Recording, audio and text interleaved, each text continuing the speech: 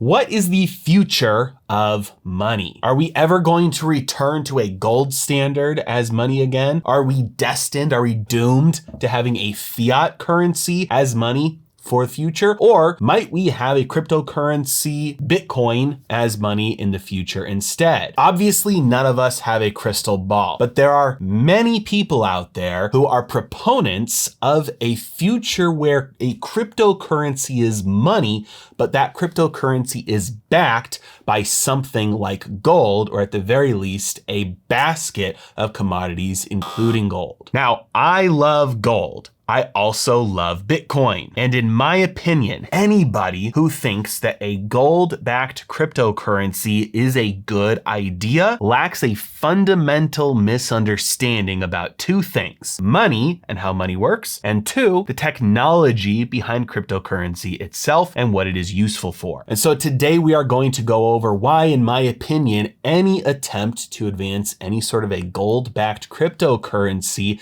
is doomed to fail and will never catch on. Real quick, a word from today's sponsor, Monetary Metals. Gold has been a hedge against inflation and failing currencies for thousands of years. But one of the biggest objections to investing in gold is that it just sits there. It has no yield. But what if you could earn a yield on your gold? That's exactly what Monetary Metals is here to do. But how? Monetary Metals connects your ounces to companies that need physical inventory: jewelers, mints, refineries, mines, etc. Which means you can earn between 2 and 4% on your gold and silver. And if you're an accredited investor, you are eligible to earn even higher yields, such as 19% on a recent offering. Just to be clear, if you start off the year at 100 ounces and you're earning 3%, at the end of the year, you have 103 ounces. Regardless of what the price of the metal does, you're not giving up any access to the price gains or the price losses. Simply, your ounces are growing. It's genius, it's a win-win, and it's incredibly innovative. Now, as you might imagine, I had many questions about the details of how Monetary Metals does this. So I spent the last year talking with them, grilling them, and I became good friends with the CEO and founder, Keith Weiner. After making sure it was legit, I opened up an account with them myself, and I'll be using their services to grow my ounces. I've also spent quite some time now asking them, please let me advertise for you. And I'm the first one they've ever sponsored. They've never done any paid advertising up until this point, but I finally convinced them and they gave in. To get started, you can either buy metal directly from them and put it to work, or you can ship to them metal that you already own. It's time to get on your own personal gold standard. Earn gold, denominated in gold, priced in gold, and most importantly, paid in gold. For more information, in order to get started with opening up an account, visit the link in the description below. Our future may look like gold coming back as money. It may look like a cryptocurrency. In my opinion, Bitcoin would be the most likely as money in the future, but almost certainly we will not have a Frankenstein mashup between the two. And to understand why, we need to go through the story of how money evolved from gold to where we are today. Gold coins used to be money. So when people bought and sold things, they would trade actual physical coins with each other. The money supply was limited because of this. There was natural deflation over time, and people were able to save and preserve their purchasing power very easily. But there are two problems to gold coins being used as money. The first problem is portability. It takes a lot of money and energy to transport gold over large spaces. Gold is heavy. You have to pay for security. What if it gets lost? And so global commerce, or even commerce across state lines, was very difficult and very costly. The second problem is because of the natural deflation over time, you run into the problem because of the divisibility of gold. Measured in gold, there has been a good amount of deflation over the last couple of 100 years, to the point where if you have a 1 ounce gold coin today, you're not going to be taking that around to shop for your groceries or to pay for lunch. The metal itself just became too valuable. And so these two problems led to the invention of banking. Instead of using the gold for transactions, people started trusting a third party to hold on to the gold for them, and they issued paper receipts receipts that were redeemable on demand. Those paper receipts said, hey, at any time you can come back and get your gold. And because those paper receipts were redeemable for gold, those paper receipts started to be used as money. Those paper receipts represented ownership of that gold. So instead of having to change the geographical position, the location of the gold to make a transaction happen, all you had to do was change the ownership of that gold, and the gold never had to move. This opened up the world for global commerce and more easier commerce across state lines, because the transfer of the ownership of that gold could happen without having to pay the extra cost of actually changing its location. It also allowed for easier divisibility of the gold, because you could transfer ownership of smaller and smaller pieces of gold where that would be impractical to actually divide up that gold into smaller physical pieces themselves. The problem with this was obviously when banks took advantage and they printed more paper than they had gold in the vaults. When this happened, a run on the bank happened, inflation would happen, the bank would shut down and people would go get their gold. It was very clear that gold was still the money. The technology of using paper to represent the ownership of that gold was a useful technology that increased the efficiency and the usability of that gold as money. And because of that, overall, you were able to create more wealth. The paper was the technological application that allowed gold to continue to exist as money. Over time, nations and central banks co-opted this system, nationalized it,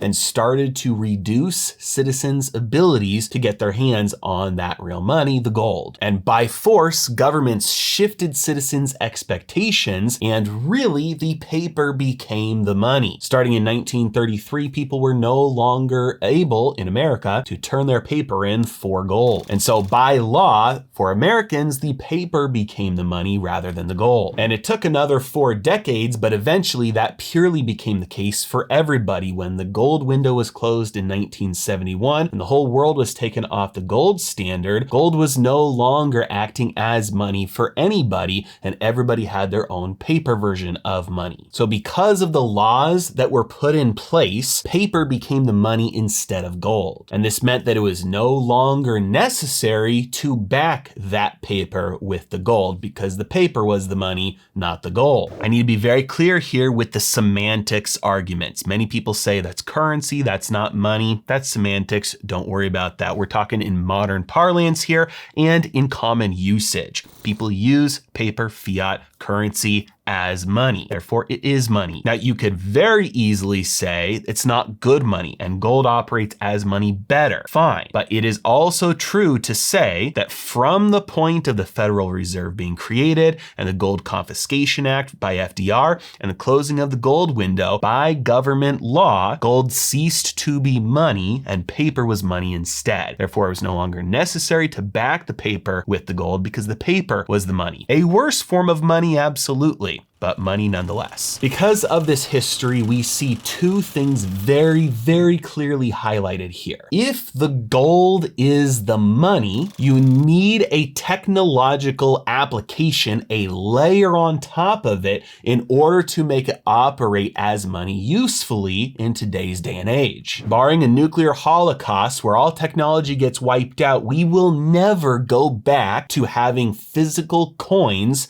as the only form of money. It just does not work in a world that is at all globalized, where you have to send payments to anybody farther than a walking distance away. And because of all the wealth that exists today, it is just not divisible enough to act as payments for small transactions. Therefore, if gold is the money, it needs a technological layer on top of it that allows the ownership of that gold to be transferred efficiently and securely. But if and when that layer itself becomes money itself, you no longer need any underlying asset to back it up. And this is exactly what happened to paper money, which was the technological application on top of gold that made it more useful. So the question comes up then, blockchain, cryptocurrency, is this a technology best suited as a layer on top of gold to make the transfer of ownership of gold more efficient and more secure? Or is blockchain, is cryptocurrency money itself? The easiest way to understand what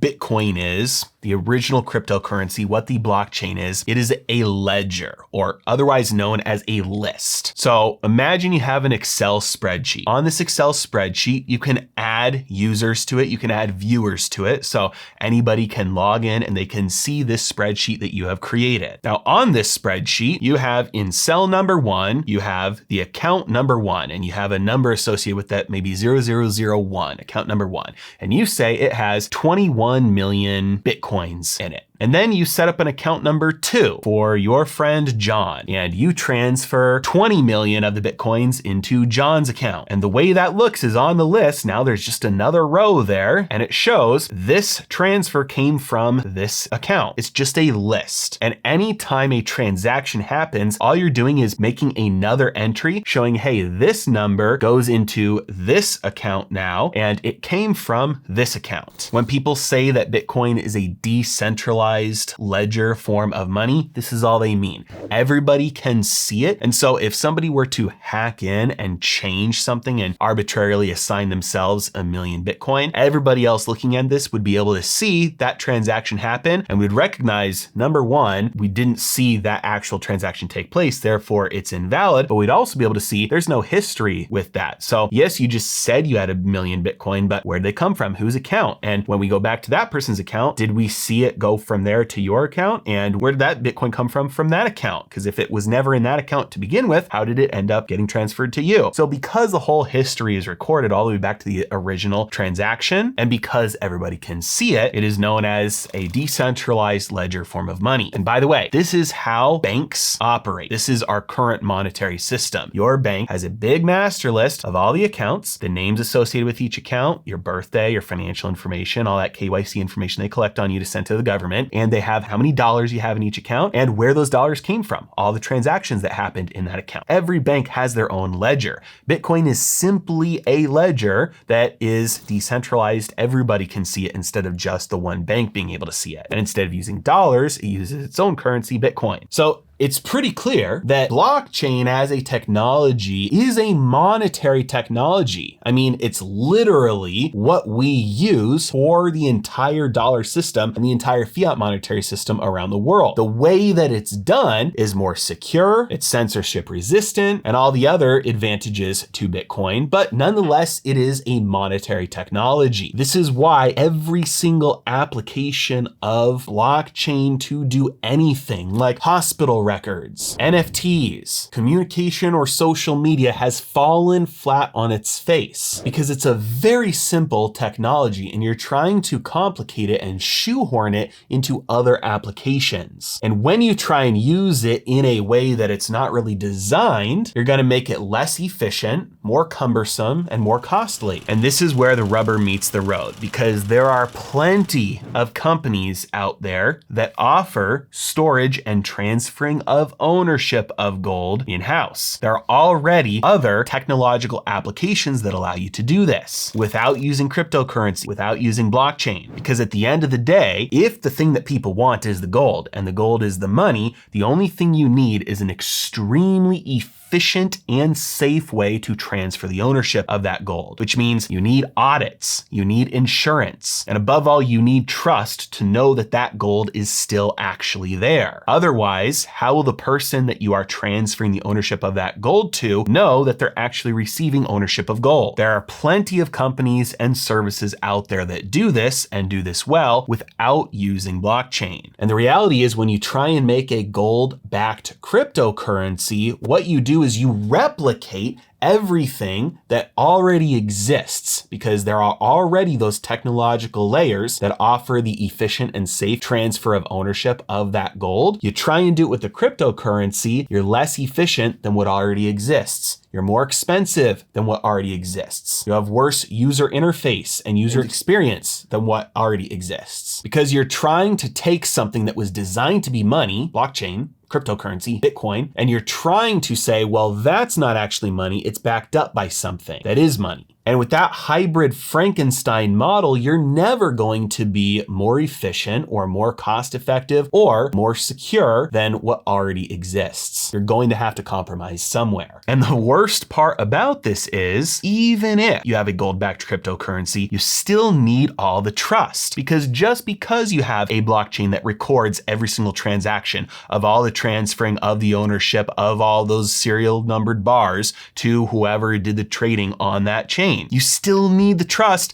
that the gold is actually there, because the blockchain is different than the physical gold. At the end of the day, it's still just ones and zeros. This is why NFTs flopped, because you don't actually own the JPEG. You own ones and zeros. And so you still need the audits. You still need the insurance. You still need to make sure that that entity is trustworthy enough that the gold is still actually there. So all the costs are there plus some. All the lack of efficiency is there plus some. And so at the end of the day, if the cryptocurrency is the money, in my opinion, like Bitcoin is the money, it doesn't need anything to back it up. It is money itself. Just like paper money today. It's bad money, but it is money. Therefore, it doesn't need anything backing it up for it to operate as money. It is bad money, but it's still money. Evidenced by the fact that we've spent over 50 years now as a world using a money not backed up by anything. With many negative effects, yes, but it still exists nonetheless. And so whatever is operating as the money doesn't need anything backing it up. So if the cryptocurrency is the money, let it be the money. Trying to make it redeemable for something just doesn't add any benefit. On the other hand, if the gold is the money, then trying to add a monetary layer on top of it just makes things either less efficient, less cost effective, or less secure. There's a trade-off somewhere. And using a monetary technology as the technological application to transfer ownership of that gold is never going to beat a raw, pure version of that technology, because you still need the trust either way. I love gold and I own a lot of it. I love Bitcoin, I own a good amount of it. But I do not like any other cryptocurrency, and I especially am bearish